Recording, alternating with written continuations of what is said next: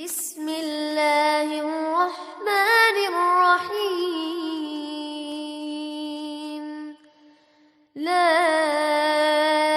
أقسم بيوم القيامة ولا أقسم بالنفس. السلام عليكم ورحمة الله تعالى وبركاته. الحمد لله رب العالمين والصلاة والسلام على أشرف الأنبياء والمرسلين وعلى آله وصحبه أجمعين.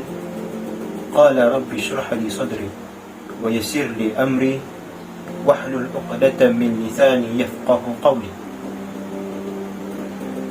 Baik, pada video dan pencerahan saya buat kali yang terakhirnya bagi subjek Al-Khatabah, tajuk yang akan saya bincangkan adalah peristiwa penting ataupun kisah yang berlaku di dalam bulan Syawal. Kehadiran bulan Syawal ini sebenarnya dan sememangnya sudah diketahui sebagai hari ataupun bulan untuk meraihkan kemenangan kita, iaitu umat Nabi Muhammad SAW selepas sebulan berpuasa pada bulan Ramadan. Erti sebenar Syawal itu adalah perlu disambut dengan adab dan cara yang baik menurut Islam, bukannya dengan cara yang tak semena-mena ataupun sembrono, sehingga kan menghilangkan ataupun meranggut kesucian makna daripada hari raya Aidilfitri itu sendiri.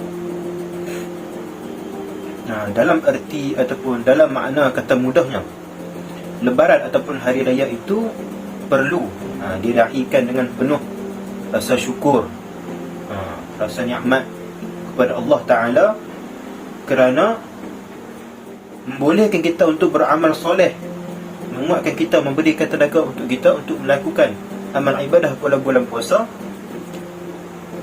dan bukan dengan cara buat yang melalaikan ataupun membuat maksiat pada bulan Syawal.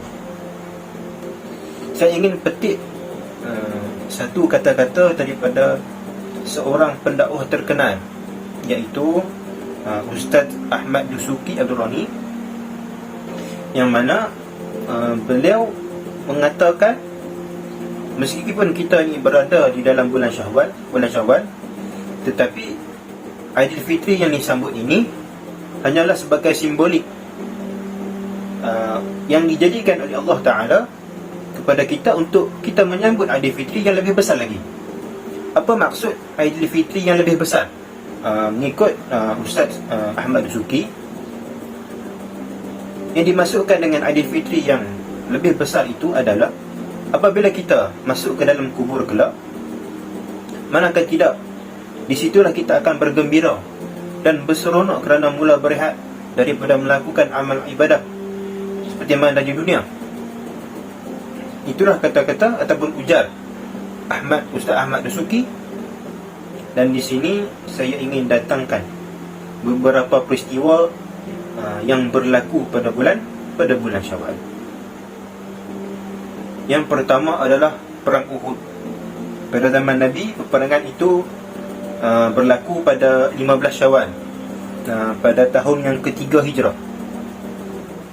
Kaum Quraisy ataupun kaum kafir Quraisy datang untuk menyerang kembali Rasulullah SAW dan umat Islam pada ketika itu, disebabkan mahu membalas dendam mereka selepas tewas dalam perang Badar setahun sebelumnya.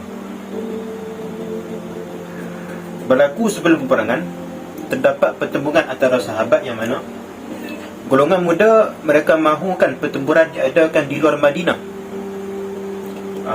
manakala untuk golongan yang lebih berusia, mereka mahukan peperangan itu berlaku ataupun diadakan di Madinah, tanah ayah mereka sendiri. Maka Rasulullah mengambil inisiatif untuk membuat undian. Pada ketika itu suara majoriti telah memilih pertempuran di luar Madinah. Maka pada awal perjalanan mereka dari kota Madinah ke Bukit Uhud, terdapat 1000 tentera Islam yang dipimpin oleh Rasulullah SAW sendiri. Namun selepas dihasut oleh Abdullah bin Ubay bin Salul, maka 300 orang daripada mereka berpaling dada. Tinggallah sekitar 700 orang tentera untuk melawan 3000 tentera Quraisy pada ketika itu. Maka Rasulullah SAW pun berpesan kepada tentera-tentera pemanah supaya tidak meninggalkan kawasan mereka di atas bukit berkenaan, sama ada mereka kalah ataupun menang. Akhirnya berlakulah pertempuran. Pada ketika itu Khalid bin Al-Walid belum lagi memeluk Islam, meletakkan harta yang dibawa dari kota Mekah sebelum berpaling kerana terlalu banyak anak panah meluru. Beliau melarikan diri. Oleh sebab itu, tentera-tentera pemanah di atas bukit pada ketika itu menyangkakan peperangan sudah pun berakhir, dan yang mana mereka nampak musuh pada ketika itu sudah lari. Mereka pun turun. Ketika itu juga Khalid Al-Walid kembali dan menuju ke tempat yang lebih strategik yang diduduki oleh tentera Islam sebelumnya. Melihat keadaan itu, para sahabat dan tentera Islam lari bertemperan mencari posisi masing-masing. Ramai daripada tentera Islam pada ketika itu gugur syahid, termasuklah bapa saudara Nabi sendiri, iaitu Hamzah bin Abdul Muttalib. Menambahkan lagi kedukaan apabila dikhabarkan bahawa Rasulullah SAW telah wafat pada ketika itu. Namun Rasulullah SAW sendiri memberitahu bahawa baginda masih hidup. Peristiwa yang seterusnya adalah Perang Al-Khandaq. Perang Khandaq berlaku pada bulan Syawal hinggalah bulan Zulqa'dah, tahun ke-5 Hijrah, 2 tahun selepas peperangan Uhud. Perang Khandaq ini ataupun lebih dikenali dengan Perang Ahzab, menjadi perang ataupun pertempuran terbesar dalam bulan Syawal. Graf ataupun cerita kebesarannya dapat dilihat apabila setiap kali bulan Syawal umat Islam yang bertakbir pasti akan menyebut kalimah wa hazamal ahzab wahdah, dan Allah hancurkan tentera-tentera Ahzab dengan keesaannya. Bayangkan tentera kafir dan Yahudi mengepung Rasulullah SAW dan para sahabat, yang mana ketika itu untuk mempertahankan Madinah, Rasulullah SAW dan kaum muslimin mula menggali parit yang merupakan cadangan yang dikemukakan sendiri oleh Salman Al-Farisi, iaitu sahabat Rasulullah SAW dari Iran. Jumlah tentera kafir ketika itu lebih kurang 10,000 orang, berbanding tentera Islam pada ketika itu hanyalah 3,000 orang sahaja. Namun saat itu tentera Islam hampir tewas.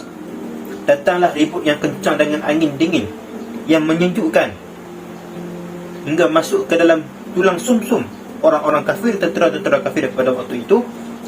Mereka lari bertemperan. Allah Subhanahu wa ta'ala turunkan tentera-tenteranya yang pada kita tak dapat melihat. Wallahu a'lam. Setakat itu sahaja perkongsian saya pada kali ini.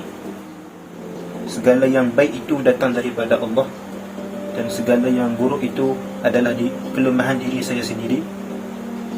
Aqulu qawli hadza wa astaghfirullah li wa lakum. Wassalamu alaikum warahmatullahi ta'ala wabarakatuh.